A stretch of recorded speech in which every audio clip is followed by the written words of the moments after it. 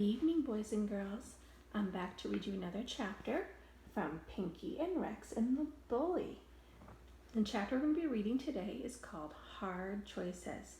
Before we begin, let's think about everything that's happened in the story so far. So far, we know that Pinky, also known as Billy, he got kicked off his bike by Kevin, the bully, and was called a sissy because he rides a pink bike and his name is Pinky. He also got teased because he likes to play with girls more than he likes to play with boys, and that's not okay to do.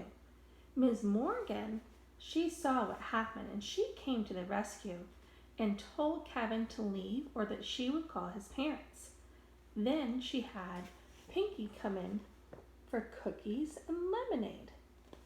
After that, she invited Rex over, who is one of Pinky's friends, to also have lemonade and cookies with them. At recess time, Kevin met up with him again, and he started to tease him because he liked to play with girls so much. But his friend Anthony came and stood up for him, which is a very good friend. You always stand up for your friends. Then finally in chapter 4, Pinky told his dad that he wants to change his name back to Billy. So now, hard choices. Let's see what happens next. The next day was Saturday. Pinky didn't want to get up. He had something very hard to do that morning, maybe the hardest thing he would ever have to do in his whole life. After he heard Amanda go downstairs, he sneaked into her bedroom. Remember, he gave her all his stuffed animals because his stuffed animals were pink. "Hi, Pretzel," he whispered. "Did you miss me?" He made Pretzel's head nod yes. "I'm supposed to play with Rex today," he told his friends with the curly tail. "But I have to tell her I can't. I can't play with her anymore." "Why?" "Because she's a girl, Pretzel. Don't you understand?" He made Pretzel's head move from side to side. "That's because you're a pig. If you were a boy like me, you'd know that you're not supposed to be friends with girls. I mean, it's okay when you're a little kid, but not when you're 7. Pretzel looked at Pinky with blank button eyes. "Do you have to play with just boys if you're a boy?" "No." It was almost noon by the time Pinky was dressed and out of the house. Standing at the end of Rex's sidewalk, he tried to figure out the words he would say to her. None of them seemed right. "Why, hello there, Pinky," he heard Miss Morgan call out. She was sitting on her front porch looking through her mail. "My name is Billy now," he told her. "What's that?" Pinky went to Miss Morgan's porch and sat on the top step. "I said, 'My name is Billy,'" he repeated. "Oh, you don't want to be called Pinky anymore?" Pinky shook his head.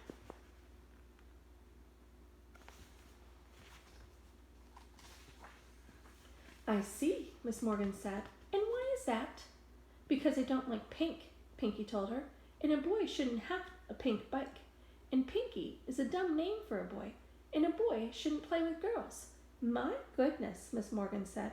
"I had no idea there were so many rules for boys. Imagine if you did still like pink and you wanted to be Rex's friend. How hard it would be to have to pretend to follow all those rules." "I don't make the rules," Pinky said. "Oh," Miss Morgan said. "Then who does?" Pinky didn't have an answer for that.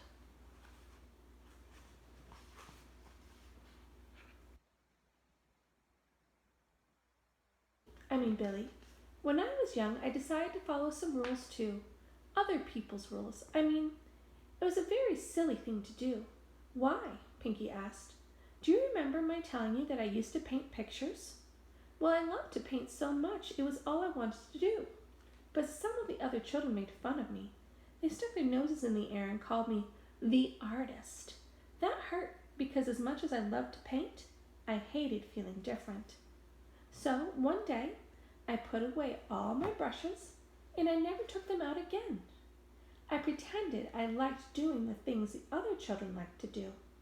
Soon they stopped making fun of me, and over time I forgot all about painting. Then the other day I was looking at that beautiful pink bush, and it all came back to me, and oh, the sadness came with it, because she changed what she liked because other kids teased her." And so she decided to forget doing what she liked and to do what the kids thought was right and do the rules of the kids.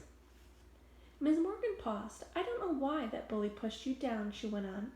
It's hard to be different, isn't it, Billy? And have other children make fun of you? But believe me, it's worse not to be yourself. Don't change for other people, Billy. Other people will come and go in your life. Do what's right for the one person who will always be with you, yourself.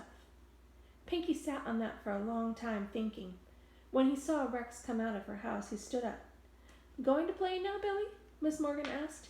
He nodded, then turned back. I don't think I want to be called Billy, he said. Okay? Miss Morgan smiled. Okay, Pinky. Now run along. Your friend is waiting. So he decided not to follow the bully's rules after all, and he's going to be his own person and do what he wants. The next chapter that we'll be reading is called Nice Pink Sneakers. I wonder what that will be about. And then after that, the final chapter in our story is going to be called The Present. So think about what Nice Pink Sneakers and a Present will be about, and we'll talk to you again tomorrow. Have a good day. Bye, guys.